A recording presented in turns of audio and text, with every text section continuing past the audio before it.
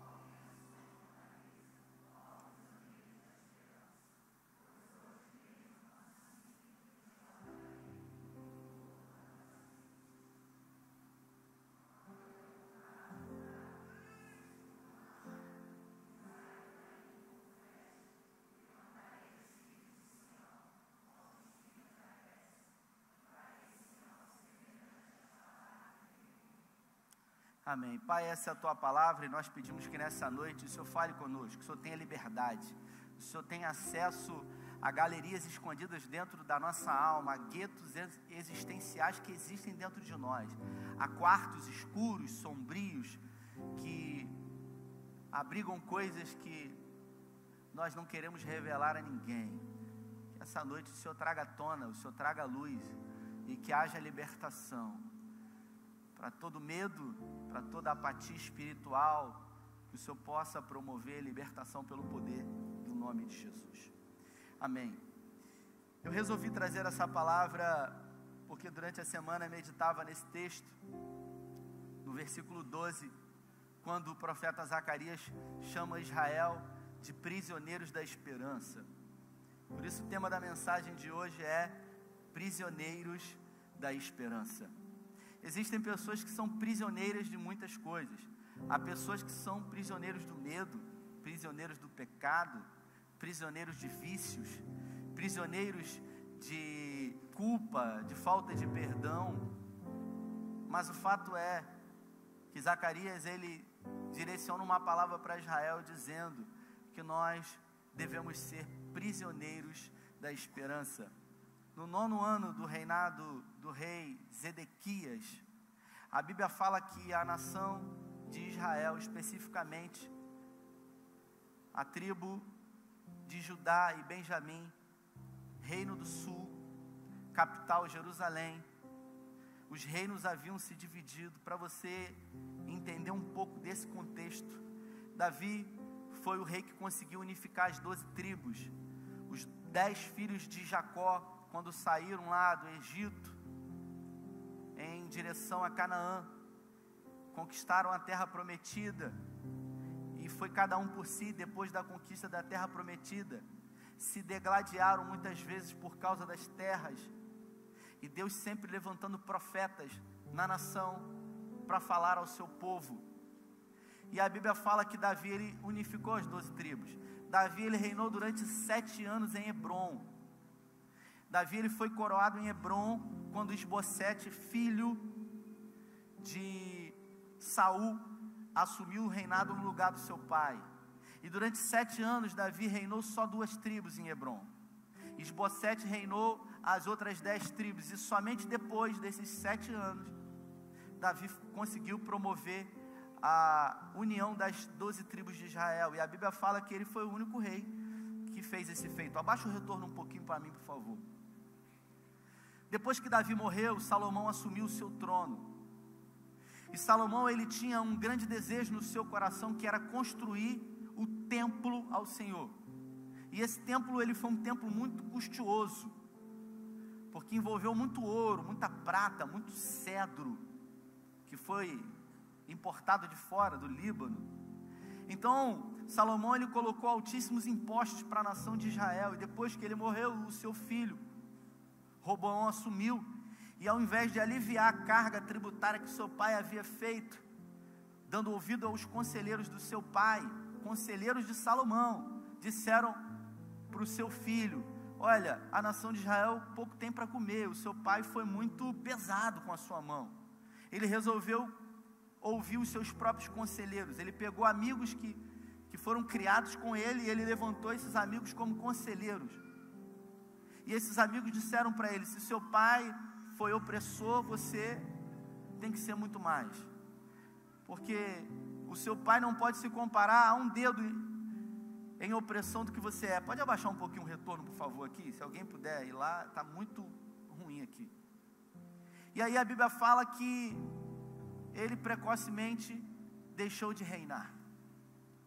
Depois que Salomão assumiu, o seu filho assumiu o trono, as 12 tribos elas foram divididas. 10 tribos para um lado e 2 tribos para o outro. E o povo de Deus começou a se afastar do Senhor, começou a se desviar dos caminhos do Senhor. E a Bíblia fala que as dificuldades foram muitas, e Deus sempre levantando profetas para sinalizar ao seu povo. Até que, depois de algumas profecias declaradas pelo profeta Isaías, por exemplo, pelo profeta Jeremias, que o povo estaria novamente sendo levado a um exílio na Babilônia. E agora esse povo estaria sendo subjugado durante 70 anos na Babilônia. E aqui a gente vê o profeta Zacarias declarando uma palavra, uma profecia, no fim desses 70 anos.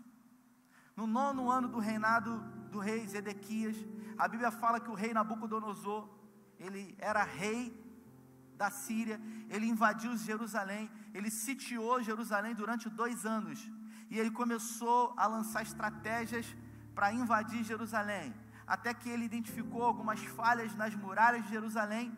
Ele conseguiu invadir, ele subjugou o povo, ele pegou todos os utensílios do templo e ele levou embora. E a Bíblia diz que depois de levar todos os utensílios, ele pegou grande parte dos hebreus e ele levou exilados para a Babilônia. O povo de Deus, que tinha um rei, que tinha uma terra, que tinha promessas de Deus, agora não tinha mais alegria. Não havia rei, não havia uma constituição, não havia promessas de Deus, não havia terra. O povo restava estar subjugado. E a Bíblia fala no livro de Jeremias que o povo ele se prostrou, que o povo, ao chegar na Babilônia, ao invés deles começarem a pelo menos viver aquele tempo de dificuldade, entendendo que esse tempo duraria por 70 anos, porque haviam profecias que declararam isso, o povo simplesmente começou a esperar a morte. E existem pessoas que estão esperando promessas de Deus há muito tempo. Quantos aqui nessa noite têm promessas de Deus que ainda não se cumpriram? Levante uma de suas mãos. Eu não vou ver, está tudo escuro, mas o Senhor vai ver. E o Senhor pode se lembrar de você nessa noite. Por isso, levante uma de suas mãos bem alto. Você que tem uma promessa de Deus. Isso. O povo de Deus tinha uma promessa. E o povo acreditou na promessa. E quando eles estavam na Babilônia, falsos profetas se levantaram. E esses falsos profetas começaram a profetizar, dizendo: olha, nós vamos embora. Não vai demorar muito, Deus vai resgatar a gente vai embora. Só que eram profetas mentirosos. E a Bíblia fala que Deus levantou o profeta Jeremias para ir lá e dizer: vai demorar 70 anos. Vocês não vão embora para casa agora. Por isso, vocês têm que viver. Porque tem gente que a promessa não se cumpriu, mas ela foi feita. Eu disse há pouco, Davi, ele com 17 anos recebeu a promessa.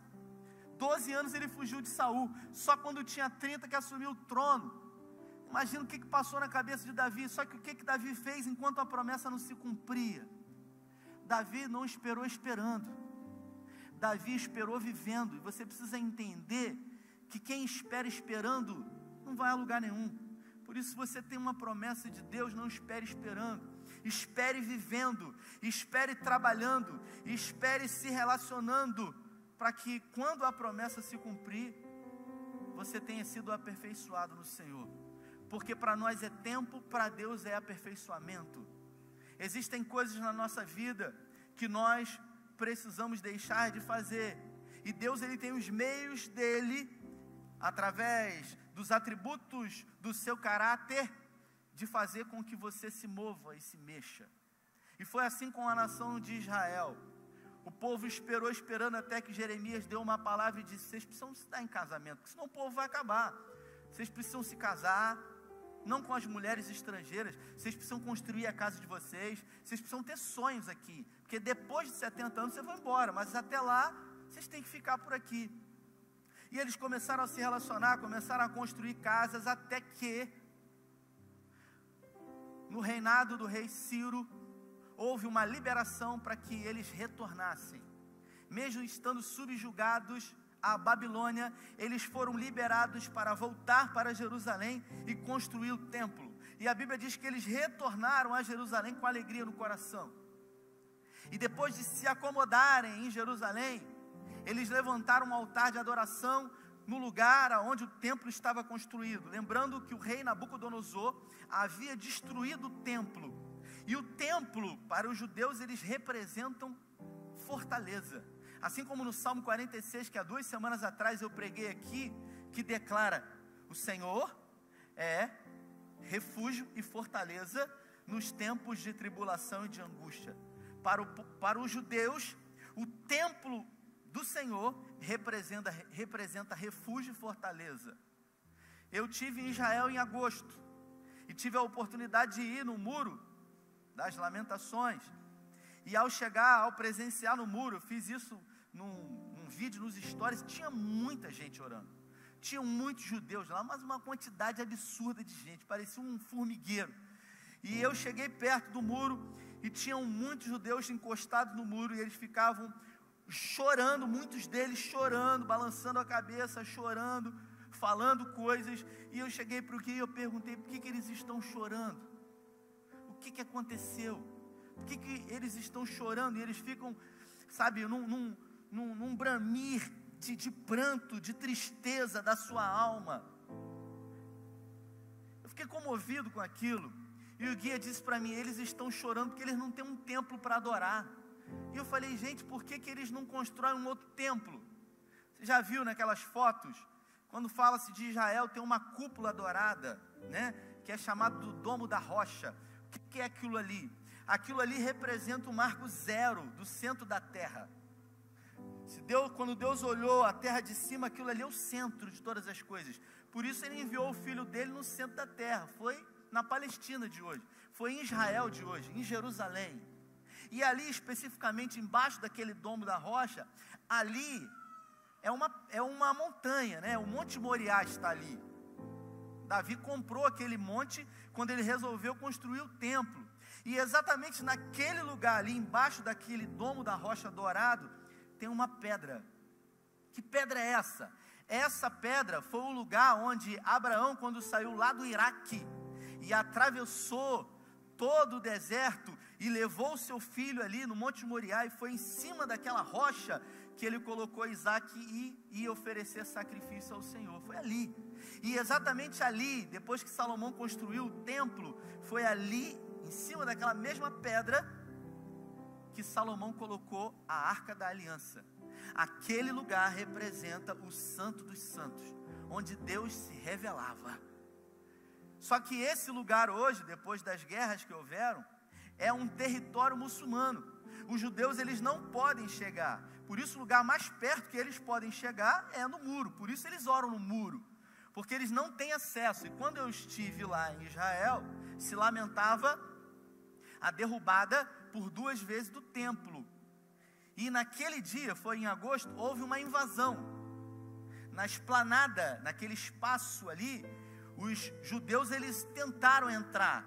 E aí houve um conflito ali eu estava no Monte das Oliveiras, do outro lado, tem um vale no meio. O Jefferson estava lá comigo, e mais alguns irmãos. E aí tem um lugar que a gente consegue ver com uma luneta. Eu estava do outro lado, e de repente bombas, cavalaria começou a entrar. Irmãos, eu falei: gente, vou morrer aqui, é um atentado. Você já vai para um país desse, Um monte de gente falando na sua cabeça, ó, é atentado, é um não sei o quê.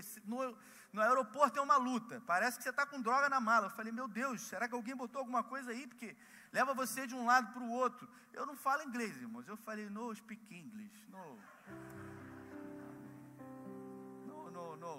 Aí vem falando, eu acho que ele fala assim, eu vou falar inglês para ver se ele sabe alguma coisa. No.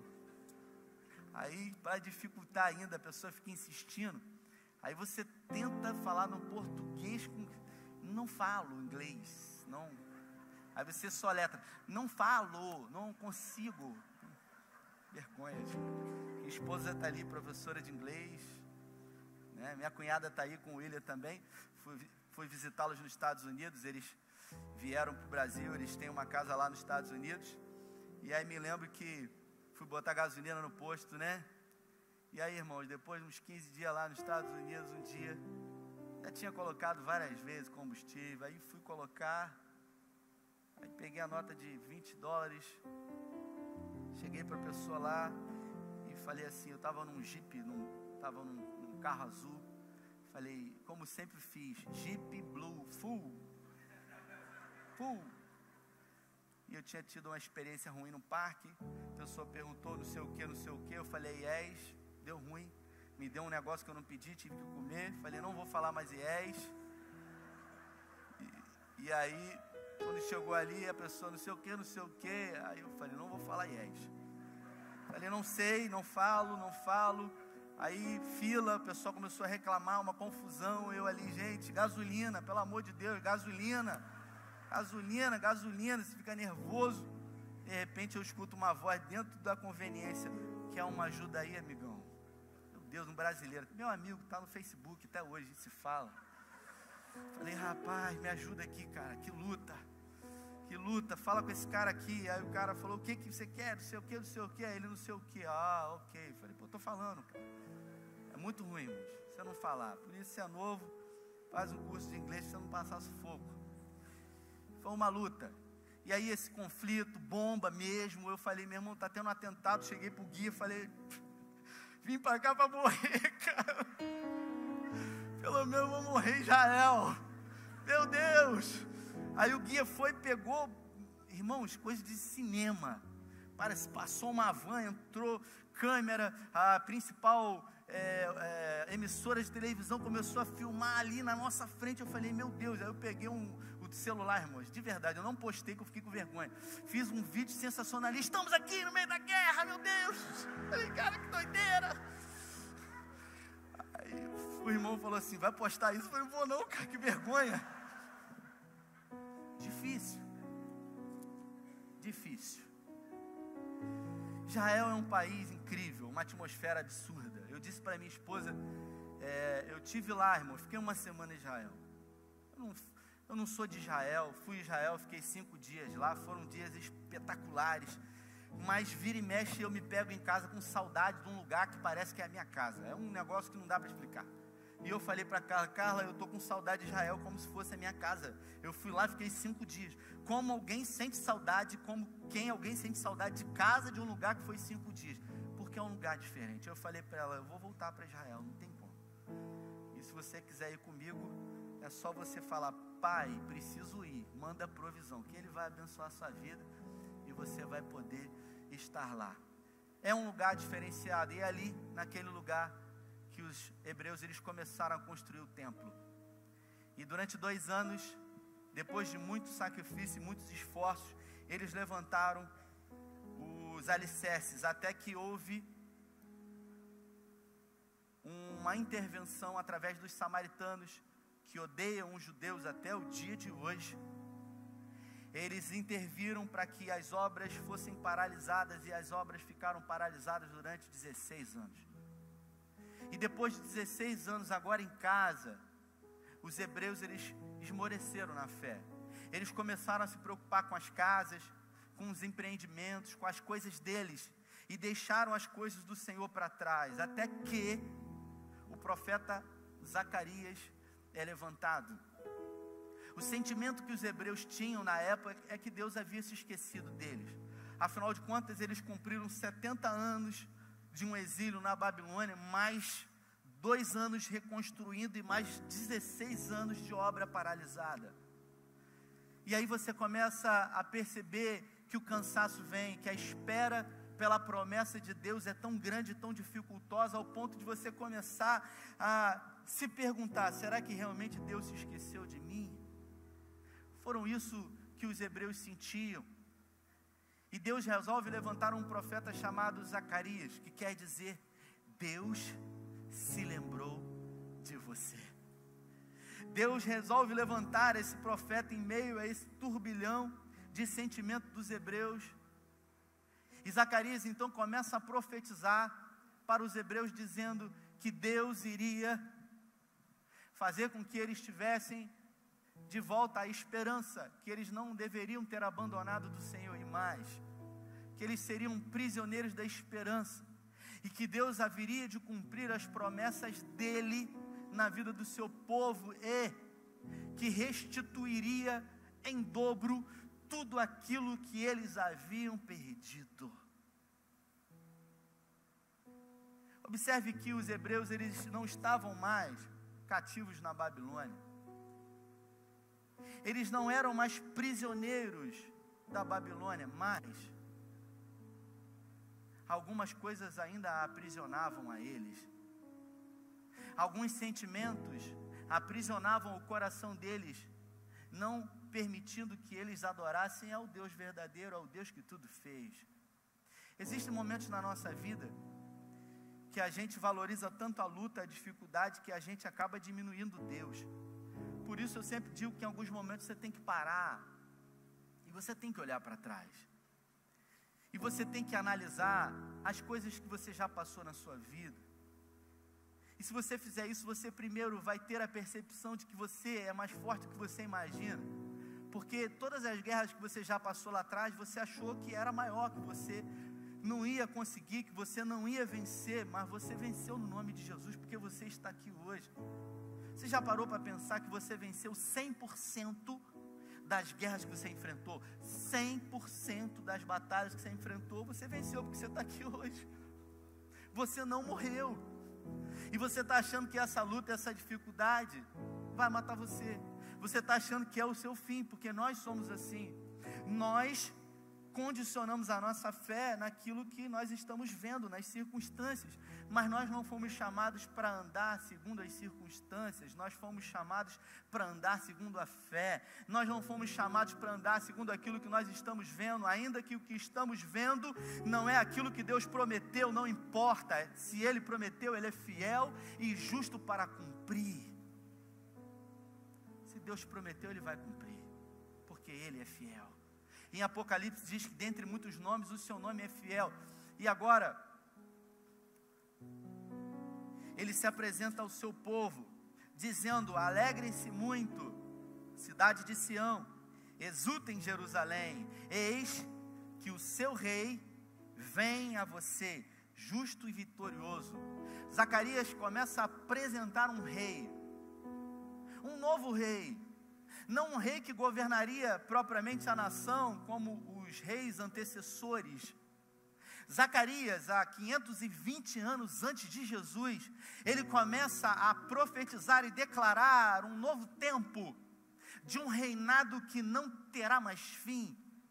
Zacarias começa a apresentar um rei, e esse rei, ele não se apresentaria montado num cavalo de guerra, ele não viria com um exército poderoso, e com poder majestoso bélico, não. Ele começa a apresentar um rei, e ele diz: e esse rei virá montado num jumento, num jumentinho, não num animal de guerra, mas num animal de carga, mostrando a humildade do Messias, mostrando a sua capacidade de ser humilde, mas também de ser poderoso. Ele apresenta o Messias, dizendo que esse rei entraria em Jerusalém, e ele governaria sem fim. Depois, Levi, o publicano, também chamado como Mateus, que escreveu o Evangelho de Mateus, ele declara, dizendo que o seu reino não terá fim. No Evangelho de Lucas, quando o anjo chega para Maria, e diz para ela que ela estava grávida do Messias, e que o nome dele seria Maravilhoso Conselheiro, Príncipe da Paz, e que o reino dele não teria fim. Maria chega e diz: mas isso é impossível, porque todas as vezes que nós estamos diante de luta, de dificuldade, de prova, de tribulação, e alguém diz que vai acontecer, você até quer que aconteça, mas é difícil acreditar. Sabe por que é difícil acreditar? Porque os seus olhos não estão vendo, e nós somos condicionados a acreditar segundo aquilo que a gente vê. Por isso Maria perguntou: como pode suceder isso? E no versículo 37 ele diz para ela: porque para Deus nada é impossível. Então, se você tem uma necessidade diante de Deus, se você tem uma promessa de Deus e ela não se cumpriu, você não sabe o que fazer, você já perdeu a esperança, você deixou de ser prisioneiro da esperança, eu quero dizer para você, você precisa de uma coisa: você precisa voltar a crer. Porque a única coisa que você vai conseguir fazer, não acreditando, é desagradar a Deus. Porque a Bíblia fala que sem fé é impossível agradar a Deus.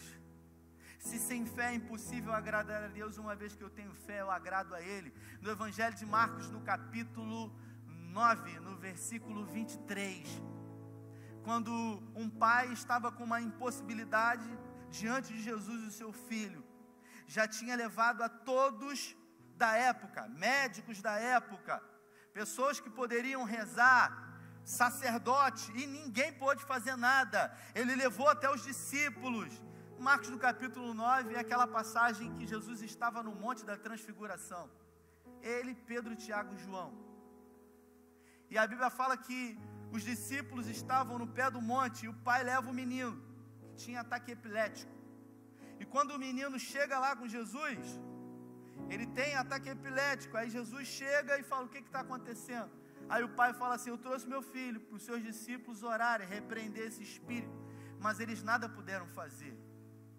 Aí Jesus chega para ele, no capítulo 9, no versículo 23, e dá a receita do milagre para ele. Jesus chega para ele e fala o seguinte: se tu creres, tudo é possível ao que crê. Se você crê nessa noite, tudo é possível ao que crê. Só que se você for como o pai daquele menino, que já não tinha mais certeza de nada, sabe? Porque, sabe quando tanta gente promete coisas para você e não cumpre? Sabe quando a decepção, ela é tão forte? Sabe quando o tempo de luta e de dificuldade, ele é tão intenso na sua vida, que você não tem nem força mais para acreditar que a situação vai ser revertida? Quantas pessoas hoje estão assim?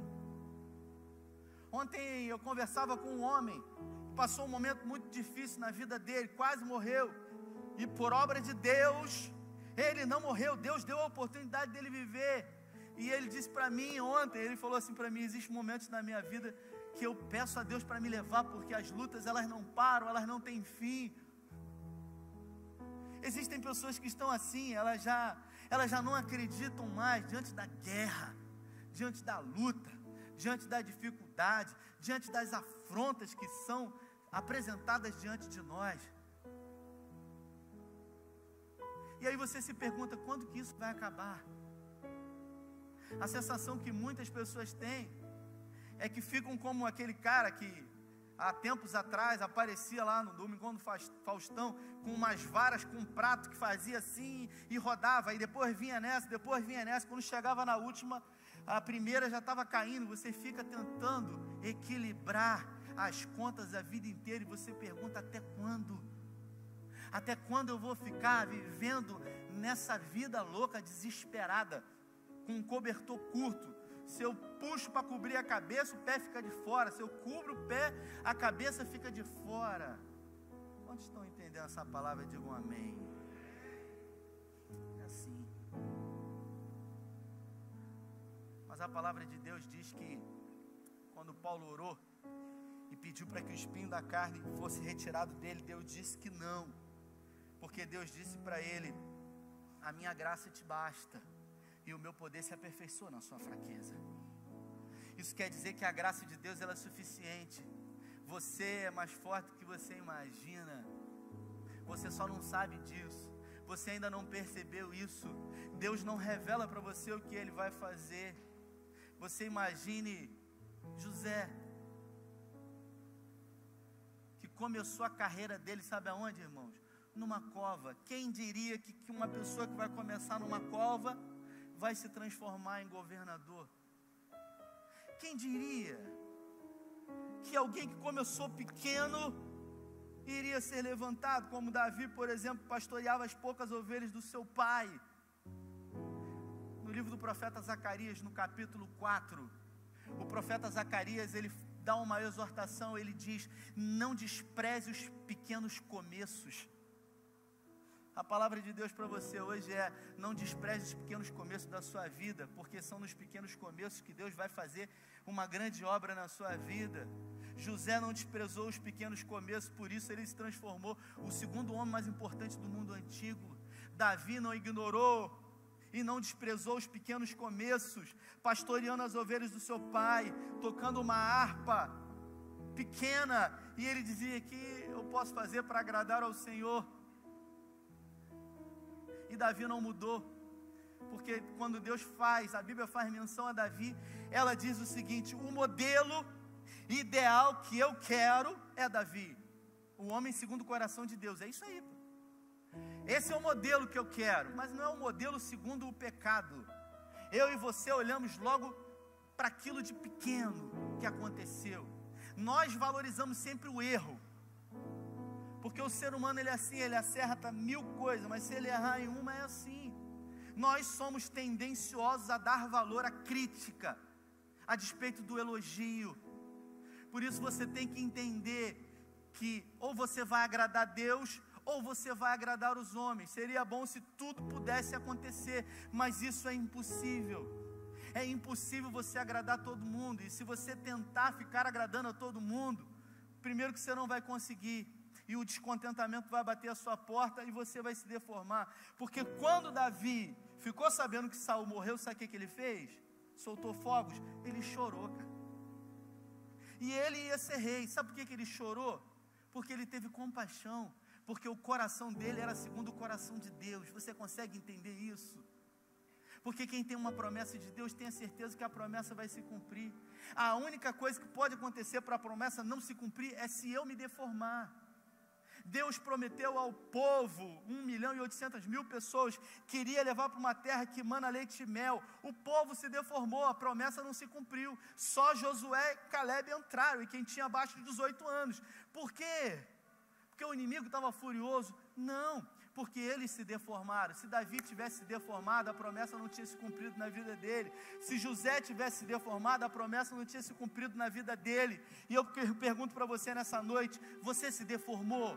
O que aconteceu com você? Será que você é o mesmo de quando Deus fez uma promessa para você? Talvez o tempo tenha passado e as circunstâncias da vida tenham feito com que você venha se deformar.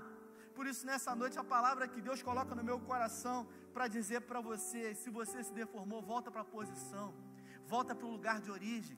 É hora de você voltar à essência. Se você hoje está preso ao medo, se você hoje está preso ao dinheiro, se você hoje está preso a promessas financeiras que homens e mulheres fazem para você, nessa noite você precisa voltar a ser prisioneiro da esperança de um Deus todo-poderoso que faz o que ninguém faz. Foi assim na vida desses homens, que tiveram a sua fé condicionada nesse Deus. Zacarias, ele diz: o rei, ele vem montado num jumento, e ele vem com uma finalidade específica: libertar vocês de um cativeiro. Já não é mais um cativeiro físico, é um cativeiro existencial. E existem pessoas que estão aprisionadas ao medo do que vai acontecer no futuro. Existem pessoas que estão aprisionadas à falta de perdão. Você não consegue perdoar. Afinal de contas, como eu vou perdoar aquilo que alguém fez comigo de tão ruim? Quem não perdoa morre. A pessoa que não perdoa se deforma, adultera, como eu falo aqui. Porque adulterar é mudar a composição original. Você deixou de ser quem um dia você era. Ei, escute o que eu vou falar. Você que tem uma promessa de Deus, não se deforme. Deus não tem compromisso com aqueles que se deformam. Por isso os profetas da Bíblia, eles são levantados para trazer de volta a essência e dizer: olha, volta, volta. E ele declara: vocês vão voltar. Eu serei o Deus de vocês como sempre fui. Vocês são prisioneiros da esperança, e eu restituirei tudo em dobro que vocês perderam. Esse é o nosso Deus. Zacarias fala que o Messias, ele vem montado num jumentinho, e ele vem para libertar dos cativeiros existenciais que nós temos, do ódio, do orgulho, da vaidade, da altivez, da prepotência. Não existe pecado pior do que o orgulho. Quando o homem deixa o orgulho entrar no coração dele, ele se julga Deus. Por que pastores hoje, no tempo presente, eles caem? Por que os pastores, eles têm caído nesse tempo presente? Porque eles acham que a obra que é de Deus é deles. Eles acham que a igreja que é de Deus é deles. E eles acham que eles podem fazer o que eles querem. Não tem nada a ver conosco. Tudo é com Ele. Tudo é para Ele. Tudo vem dEle. Romanos, no capítulo 11, no versículo 33. Porque por meio dEle, para Ele e por Ele são todas as coisas. Glória, pois, a Ele eternamente. Amém. Todas as vezes que o homem, ele sai da posição original, ele deixa de ser quem ele foi projetado para ser. Davi, ele errou. E no Salmo 51, descreve o erro que ele cometeu. Mas no Salmo 51, ele rasga o coração dele. E ele não se preocupa mais em ser quem ele não era. Ele pede a Deus para trazer de volta aquilo que ele havia perdido. E ele não perdeu o trono, ele não perdeu o ouro. Ele perdeu a alegria da salvação. E existem muitas pessoas que perderam isso, a alegria da salvação. É a certeza de que Deus em Cristo, não importa o que aconteça, não importa a dificuldade, sempre, não é às vezes, não é de vez em quando, sempre nos conduzirá em vitória, em triunfo. Porque Ele é o nosso Deus. Ele faz o que ninguém faz. E Ele diz que pegará o arco e lançará os filhos dele com o destino certo. Deus quer fazer isso na sua vida. Um dia você vai morrer e os seus filhos vão herdar tudo que você tem. Eu não estou falando de coisas tangíveis, mensuráveis. Eu estou falando de um legado que você pode deixar para eles, de um Deus que você serviu e que foi tudo na sua vida. Talvez você não teve tudo que você quis, mas você teve tudo aquilo que Deus permitiu que você tivesse. Salomão, num determinado momento da sua vida, ele falou: não me dê muito, para que tendo muito eu me afaste de ti, eu me soberbeça e me esqueça do Senhor. Aí ele fala também: não me dê o pouco, porque tendo pouco eu profane o nome do Senhor. Me dê a porção necessária todos os dias. Tem gente que não pode ter muito. Tem gente que não pode ter muito, porque se tiver muito vai embora. Escute o que eu vou falar: quem conhece o seu coração é Deus. Quem conhece o seu coração é Deus. Por isso que Davi tinha uma harpa e dizia: o que eu posso fazer para agradar o Senhor? Quando ele tinha o poder na mão dele, ele disse: o que eu posso fazer para agradar o Senhor? Alguns dizem: quer conhecer o homem, faz o quê? Você quer conhecer mais, tira, para você ver quem é. E Davi, com trono, sem trono, tudo que ele queria agradar o Senhor. Por isso que Deus diz: modelo segundo o meu coração é você. Porque não é o que você faz, é quem você é dentro. É quem você é quando você está comigo. Por isso, quando a arca entrou e ele viu a presença do Senhor entrando, um temor e uma alegria dominou o coração dele, ao ponto dele tirar o manto e ele dançar, ele saltar, ele pular, ele se alegrar na presença do Deus dele, do Deus que realizou promessas na vida dele, do Deus que olhou para ele quando ele não tinha nada, e olhou para ele e falou: você é um improvável, mas na sua vida vai acontecer uma revolução de um improvável. Esse é o nosso Deus.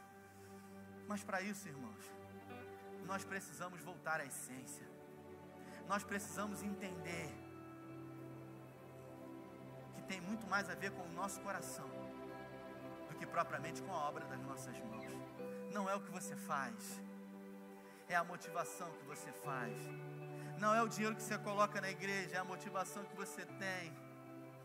No outro dia uma pessoa perguntou: por que você vive querendo fazer obra? Eu falo: porque eu quero agradar o coração de Deus, porque eu quero deixar um legado de uma igreja para os meus filhos, de uma igreja relevante.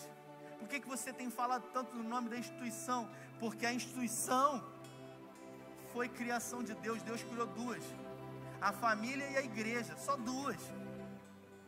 As pessoas que são de igrejas centenárias, elas têm um apego a isso. A pessoa vem de uma cidade, vai para outra, e quando ela vai para outra, sabe o que ela procura? A instituição de onde ela veio. E eu tenho me esforçado em resgatar isso no seio de Cabo Frio, porque essa igreja é uma igreja que tem história. Eu quero deixar uma igreja para os meus e para os seus filhos, com um legado de uma igreja que ama a Deus e que serve ao próximo. Generosidade verdadeira, irmãos, escute essa frase, não é minha.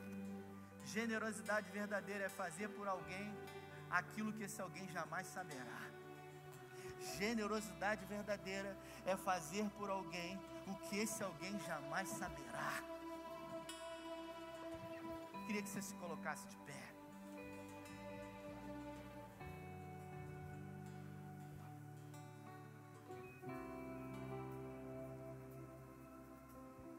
Nós estamos há alguns dias de 2020. Talvez você achou que muita coisa ia mudar nos primeiros meses, nos primeiros dias. Você falou: vai mudar muita coisa, vai acontecer e vai ser diferente. E do simples ao mais difícil, daquela lista que você fez, a verdade é que nada ou quase nada mudou. Mas as coisas só mudam nas nossas vidas quando nós nos posicionamos, quando nós decidimos e dizemos: eu quero. Uma pessoa chegou para mim hoje e falou: você está magro, hein? Está magro a beça? O que está acontecendo? As pessoas dizem: você está magro, está malhando? Aí eu falo: não estou malhando. Está na academia? Não estou na academia. Mas por que você está magro? Aí eu brinco: depressão. Mas a verdade, por que eu estou mais magro? Eu estou pesando 78 quilos. Por que eu estou mais magro? Porque eu tive um problema na perna aqui, né? Eu tive um problema aqui. Aí eu tive um problema nessa perna. Aí 1 ano e meio depois eu tive um problema nessa. Quase precisei operar.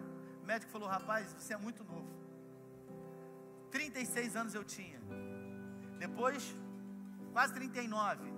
E aí um tempo para cá, um tempo atrás, eu comecei a sentir dor do mesmo jeito como foi, sabe? Só que eu me lembrei que quando eu fui no médico e tratei as duas pernas, ele falou para mim assim: você não é gordo, mas você tem que emagrecer, cara. Porque gordura não é saúde. A gente tem que ter o peso ideal segundo a nossa altura. Aí ele falou para mim assim: eu falo isso para muita gente, mas ninguém dá importância. Se você ouvir isso que eu estou falando, você vai viver melhor. Você acha que eu ouvi o que ele falou? Não ouvi, porque eu passei um longo período de tempo e depois começou a doer de novo. Eu falei: meu Deus, será que eu vou ter que operar? Vou ter que andar de muleta? Aí eu falei: cara, eu tenho que tomar vergonha na cara. Tem que tomar vergonha na cara. Aí eu comecei a fazer uma reeducação alimentar. Eu falei: cara, não vou num nutricionista, eu vou parar de comer, cara. Eu preciso parar de comer. Zé Roberto está ali, ó, emagreceu, está fininho. Aí eu falei: Zé, o que houve, Zé? Está doente? Está mais magro? Ele falou: meu irmão, eu não aguento as dores que eu tenho sentido na coluna. Eu resolvi, eu decidi. Só que eu não decidi em 20 de janeiro, irmãos. Eu já estou há 1 ano e meio nessa. Perdi 10 quilos, estou há 1 ano e meio lutando. É fácil? Não é, meu irmão.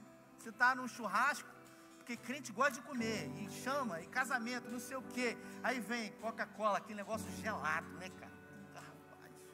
Coca-Cola é coisa do cão, irmão. Aquilo ali é tentação. O irmão disse que vai ter o céu, que o céu é lugar de delícia. Coca-Cola é uma delícia. É difícil, irmãos. Aí fala assim: você tem uma água? Não tem, só tem refrigerante. Aí você fala assim: vou tomar, né? Só hoje. Vai nessa para você ver, meu irmão. É todo dia que você tem que decidir, cara. Tem uma canção do Taj, não precisa cantar ela não, que diz: todo dia o pecado vem.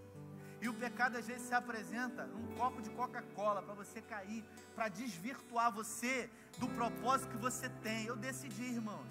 Então hoje eu não tenho sentido mais dores. As pessoas ficam, tá magro, tá não sei o quê. Ótimo, graças a Deus por isso. Mas eu tenho entendido que uma vida aqui na terra, longa, de muitos dias, com qualidade de vida, vai depender muito mais de mim do que qualquer outra coisa. Eu tenho sim um amém da parte de Deus. Eu coloquei no final desse ano algumas promessas, alguns propósitos de oração diante de Deus. E eu tenho mantido forte, firme a cumprir esses propósitos diante de Deus. E eu tenho certeza, irmãos, que diabo, que demônio nenhum pode se colocar contra isso. Sabe por quê? Porque o diabo não é o meu inimigo nem o seu, ele já foi vencido na cruz. O nosso inimigo somos nós mesmos. Por isso, se eu vencer a mim mesmo, eu tenho a vitória, porque Deus já declarou sobre a minha vida. Eu queria orar por você, ainda no seu lugar. Você que ouviu essa palavra e não tem sido prisioneiro da esperança. Você tem sido prisioneiro de muita coisa, menos da esperança de que Deus faz, realiza na sua vida. Eu queria que você colocasse uma de suas mãos no seu coração, no seu lugar.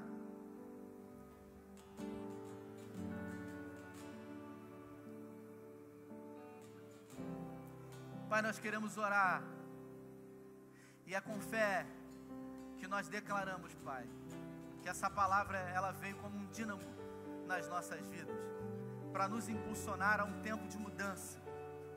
Se o tempo passou e as promessas não se cumpriram, se as dificuldades bateram a porta e tem nos embaçado a visão do olhar da promessa, nós hoje queremos trazer de volta a esperança para o nosso coração. O apóstolo Paulo, ele diz: ninguém pode esperar aquilo que está vendo. Por isso, se esperamos o que não vemos, com paciência esperamos. Nós queremos continuar aguardando pacientemente pela realização de todas as promessas que o Senhor tem para as nossas vidas, porque a Tua palavra diz que o Senhor é fiel para cumprir cada uma das Tuas promessas, e se nós crermos, certamente veremos a glória do Senhor. Por isso declaramos um tempo de milagres. Nós declaramos pelo poder do nome de Jesus, segundo o nosso coração, voltado tão somente para o Senhor, nós declaramos um tempo de cura, nós declaramos um tempo de restauração. Nós sabemos, Pai, que muitas vezes queremos que coisas aconteçam na nossa vida, mas a verdade é que primeiro muitas coisas precisam acontecer dentro de nós, para depois serem realizadas através de nós. O Senhor não vai nos usar para fazer nenhuma obra, se primeiro o Senhor não fizer uma obra dentro de nós. E nós queremos declarar que nós estamos disponíveis agora para qualquer obra que o Teu Espírito Santo precise, necessite fazer na nossa vida. Aparta de nós tudo aquilo, Senhor, que não agrada o Teu coração. Tira de nós, Senhor, toda resistência humana. Ó Deus, todo olhar pecaminoso, toda vaidade, todo orgulho, tudo aquilo, Pai, que atrapalha a manifestação do Senhor nas nossas vidas. Nós queremos ser um homem, uma mulher segundo o Teu coração, e para isso nós entendemos que precisamos ser humildes, que precisamos ser mansos, e que precisamos nos apegar à Tua palavra. Por isso, nesse ano de 2020, nesse novo tempo, nessa nova estação, nesse novo século, que nós possamos nos apegar à Tua palavra, que assim como o salmista diz, guardei a Tua palavra no meu coração. Pai, que esse ano seja um ano diferente, não porque nós estamos falando, mas porque decidimos. Nos dê fome de Ti, da Tua palavra, nos dê sede de Ti, da Tua presença.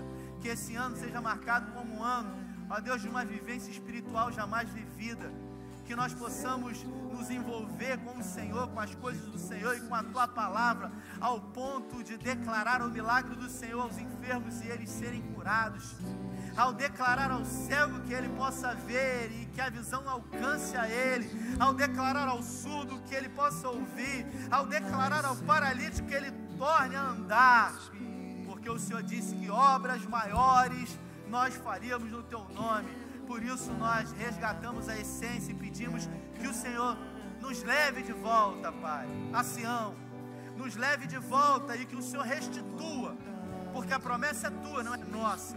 O Senhor restitua em dobro, como o Senhor disse, tudo aquilo que foi perdido, tudo aquilo que foi roubado, tudo aquilo que foi retirado de nós.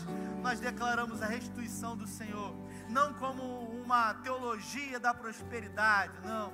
Nós declaramos profeticamente segundo a tua palavra, porque o Senhor é um Deus que não mente.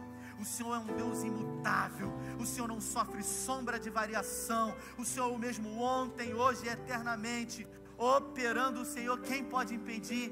Quem poderá contra o braço forte do Senhor? Ninguém pode contra o Senhor. E o Senhor é um Deus que nos amou primeiro ao ponto de entregar aquilo que o Senhor tinha de melhor. Por isso nos apropriamos, por isso nos posicionamos e declaramos 2020 o ano do maior romper da história das nossas vidas, o melhor ano da história das nossas vidas. Nós declaramos que nesse ano os nossos filhos viverão um nível de intimidade na tua presença jamais vividos, que os nossos filhos conhecerão o Senhor com um nível de intimidade profundo. Os nossos filhos viverão coisas que nós não vivemos, porque o Senhor é um Deus que promete e cumpre toda a palavra que prometeu. Nós declaramos a paz que excede todo entendimento. Nós declaramos a alegria que não é efêmera e passageira. Nós declaramos a verdadeira alegria. Nós declaramos a verdadeira paz. A minha paz eu vos dou, não vou lá dou como o mundo dá, porque no mundo tereis aflições, mas tem de bom ânimo, eu venci o mundo. Nós declaramos, Pai, uma renovação da nossa mente. Nós declaramos uma restauração total nas nossas vidas, no nosso casamento, na nossa área espiritual, na nossa área emocional, na nossa área financeira. Nós nos colocamos diante do Senhor e pedimos que o Senhor realize, que o Senhor opere, porque a tua palavra diz que teu é o operar e o realizar nas nossas vidas. Essa é a nossa oração, agradecidos por tudo no nome de Jesus. Você pode aplaudir a Ele. Uma chance igual a essa